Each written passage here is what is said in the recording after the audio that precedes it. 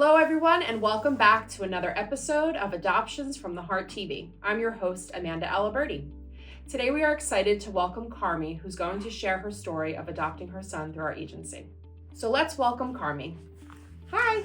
Hi everybody, my name's Carmie. Carmie, can you share with us a little bit about the beginning stages of when you first decided that you wanted to build your family and why you came to Adoptions from the Heart?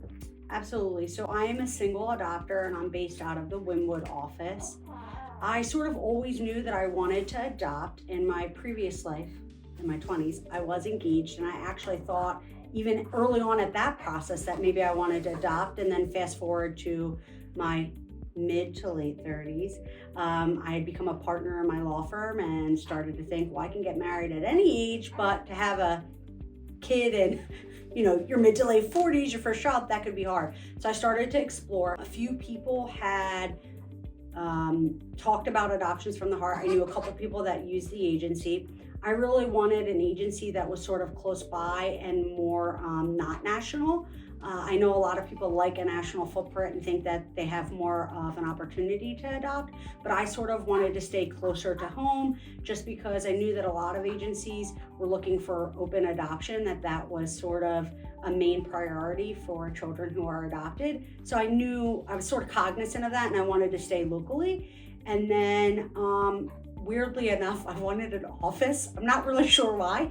I just wanted some sort of face-to-face contact, and the Wynwood office is very close to my home. So then that's sort of how I came about deciding to, really investigate Adoptions from the Heart. And then from there, I attended their open webinar, which is a requirement.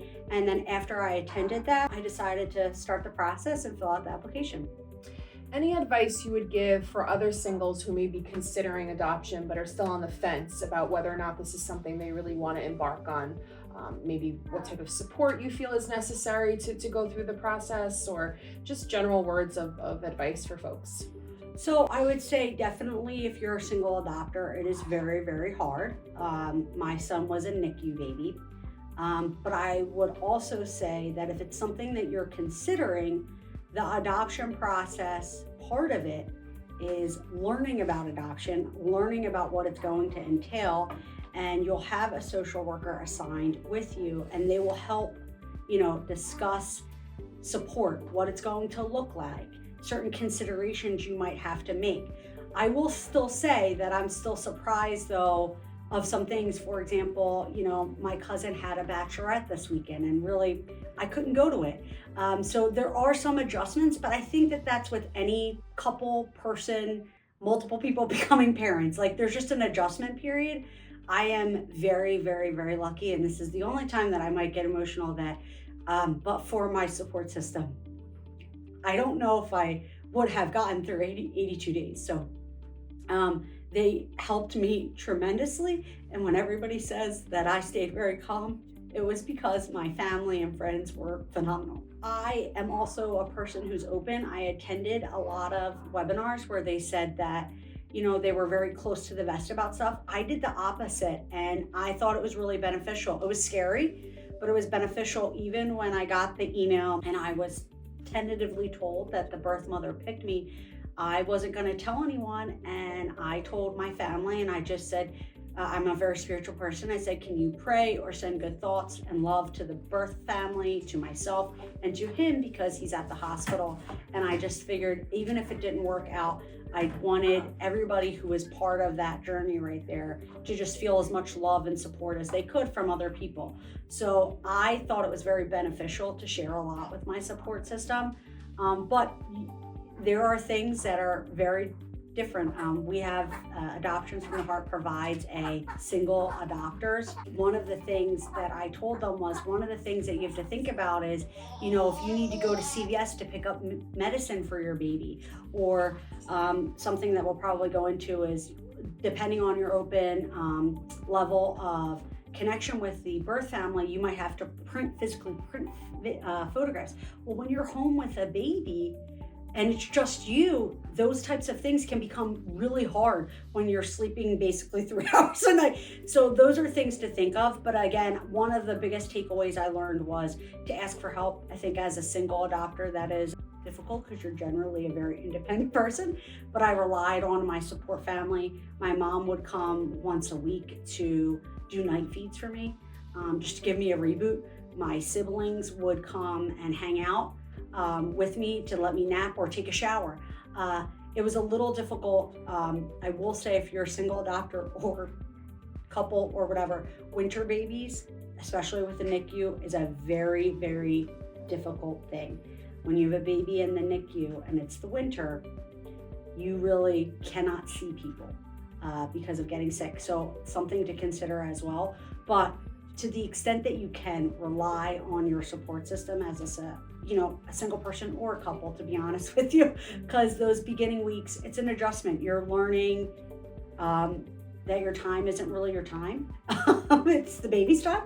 So you'll adjust, but if you're considering it, go to whether it's Adoptions from the Heart or other agencies, just explore it a little bit and think about it.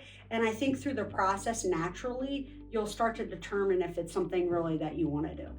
Now, how long did you wait before you got the call for your situation? Not long at all. I was prepped as a single adopter that I would be waiting probably a year to 2 or 3 years.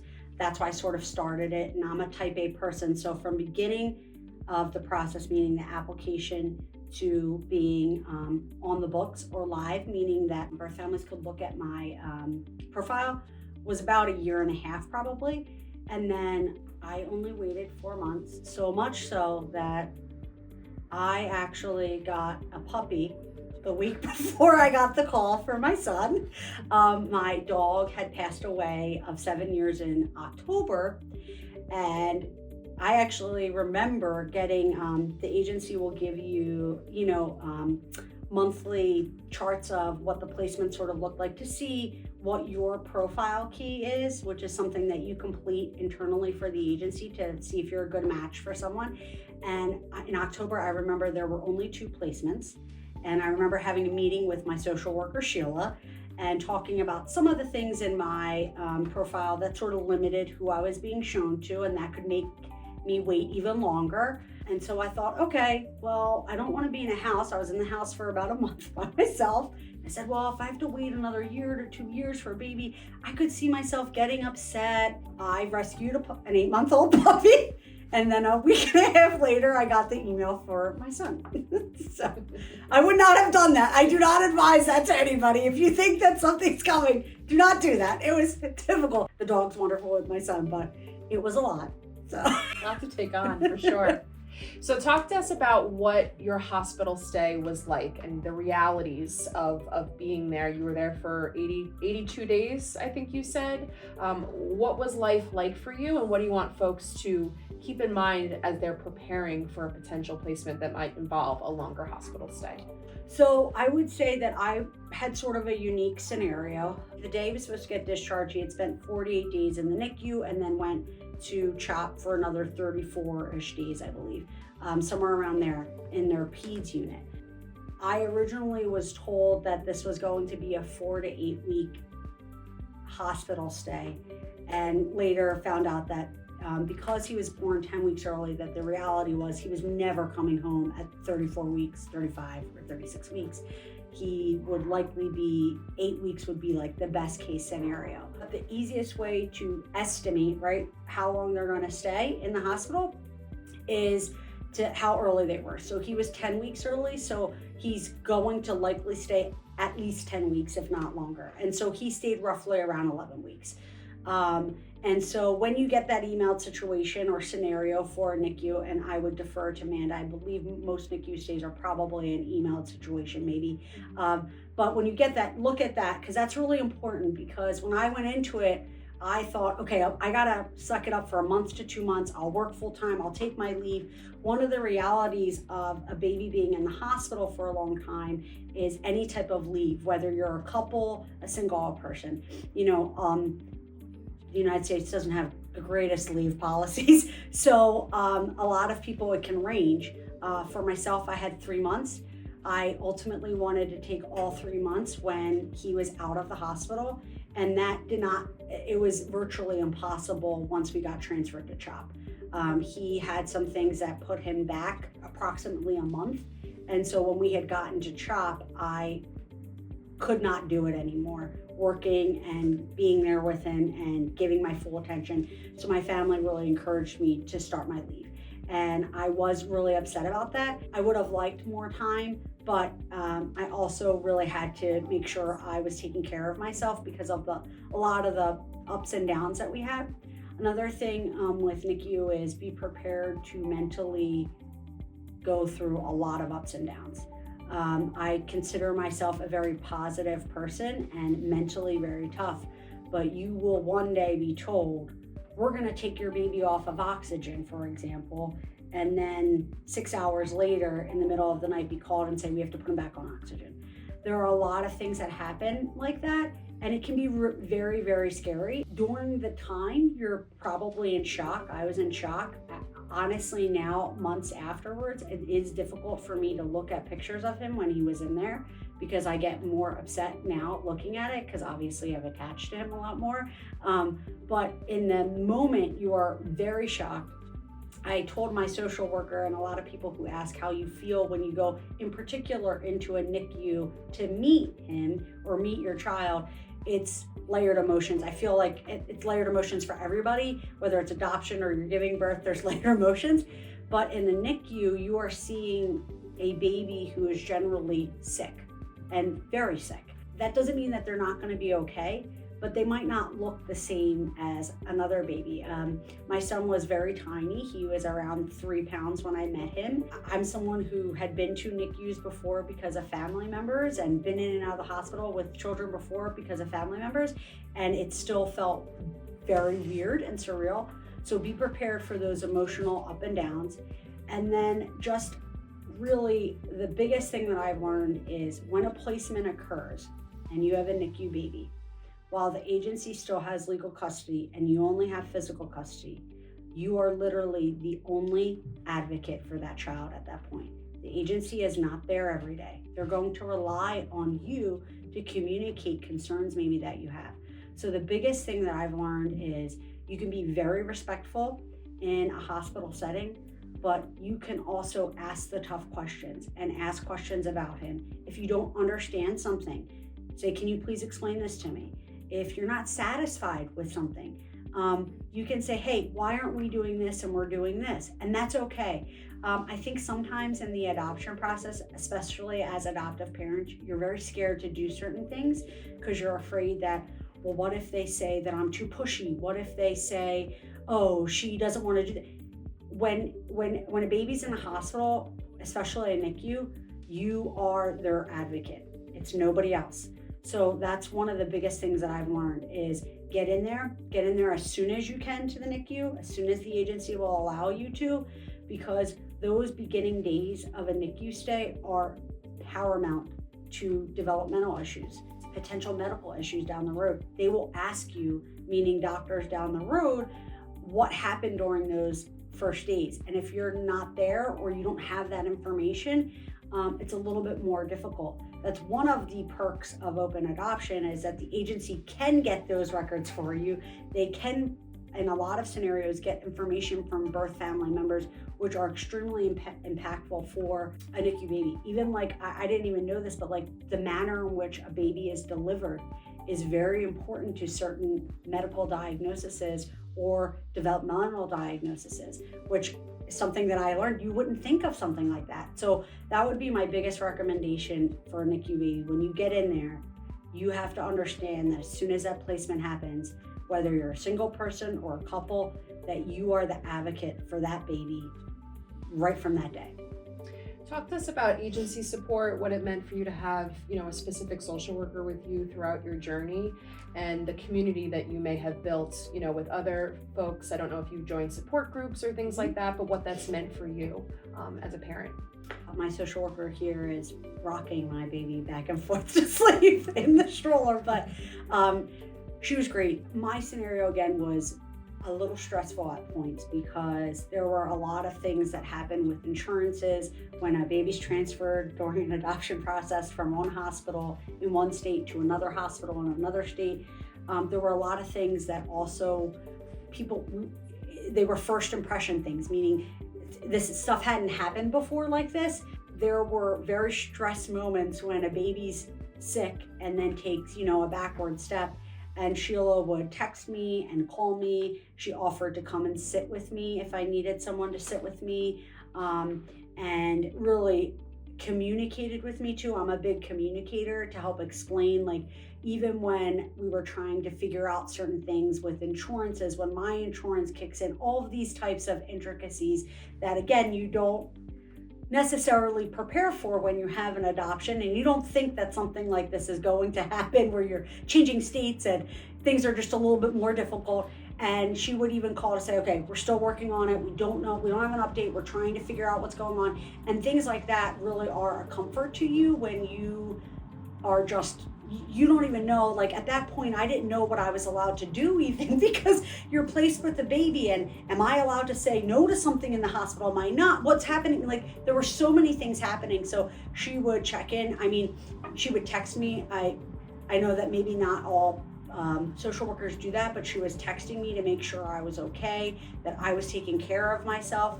I also, and they are also Sheila's clients as well, met two very good friends now that have become very good friends. We actually, I think, met on one of the first classes, and we get together, and they have been a wonderful support for me. They've checked in on me. They are still waiting right now, so I check in on them. They ask me questions, and it's been a great dynamic. And ultimately, there's a singles adopter group that I've been a part of. I've been able to talk to them. There were some people who, through family members sharing that I was adopting, because I was okay with this before I was even placed with my son, adopted through this agency, found out that I had gotten Benny, which is my son, the day that I got him, and actually texted me and got my number from my family members saying, we are so happy, and gave a picture of their children saying, we can't wait to meet you. I had a friend that did an international adoption that reached out to me. So there were so many different people that I got connected with. And I think it was twofold. One, again, I was willing to be open with people that I was adopting, which led me to a lot of people who maybe are out there that you didn't even know that had an experience with adoption. And then also the different, I really tried to attend as much as I could, the different support groups, different webinars, to meet as many people. And I try to always be open to everybody to share, because what I learned was when I went to a lot of the webinars or the education series or support groups, and I asked questions, one that told me what I was comfortable with, it made me secure on what I was comfortable with, and realizing that I don't have to be comfortable with what everybody else is comfortable with, or what even my family and friends are comfortable with. It doesn't really matter. It's my decision, right? And I think sometimes that's harder to get to, especially as a single adopter, because you don't have someone to bounce things off of. So being part of groups and asking questions, and people being willing within the agency who have gone through experiences. I went to one where they were birth families and birth parents, and they shared their experience and things that I thought to myself, wow, I didn't consider that. So it made me shift on, okay, how far am I willing to go out of state if I can't honor certain things, right? Or how many visits am I really comfortable doing, knowing the impact that was on a birth family. So I just really thought that there were tons of opportunities for me to learn, which one told me what I was comfortable with. And I had conversations with my social worker, before I got the call for Benny, saying, hey, if I have to wait longer, that's fine, but I'm comfortable with this. And for right now, that's what I'm comfortable with. It might change after I wait for a year or two. It might not. I don't know. So that, and then the other aspect is the component of community that you have, which is important, because there are things that happen after the placement where you're going to have questions, and not everybody is going to understand some of the questions. And then the third component would be during the adoption process. I don't care who you talk to, whether it's a birth family, an adoptee, or adoptive parent, there are frustrations, right? And there are difficulties that happen, and it's going to happen in everybody's journey at different times. And having a support system is really important. And then also having an agency that isn't going to judge you for getting upset, giving you the space to get frustrated, because it's going to happen at any point. It might be when you're waiting, it might be during a profile for me. So I thought that was really important. And finally, not sugarcoating things. So I would caution anyone who tells you that adoption is wonderful and great, that is absolutely true. I love my son, he's awesome, he's been so much fun. But adoption is very difficult and very hard, and there are lots of layered emotions that come throughout the process. There are a lot of things to consider that you, quite honestly, I don't even know can prepare for. You have to go into adoption knowing that it's going to be hard, just like having a child is going to be hard. So anyone who sugarcoats certain things to you, or if it's an agency, I would just caution you, because that's not really reality. You know, you have to be prepared that there are emotions that, quite honestly, you can't prepare for. I would say that you just have to sort of at times go through it and rely on the community that Adoptions from the Heart helps to establish for you and give you outlets to do that, because things are going to come that you're not going to be prepared for. Well, we really appreciate you sharing your story, Carmie. Is there anything else that you'd like to say as just your final thoughts or words of wisdom for our audience members? Just that if you are considering adoption, I would reach out to as many people as you can who have gone through the experience, because I think you will be pleasantly surprised that most people who have gone through adoption are very open about it, and that's the best way that you can learn about if it's something that fits your family. Wonderful. Well, we wish you and your son a beautiful life ahead, and we hope to be a part of that journey and continue to see him grow. Thank you so much. Thank you so much, guys. Continue to tune in to future episodes here at Adoptions from the Heart TV.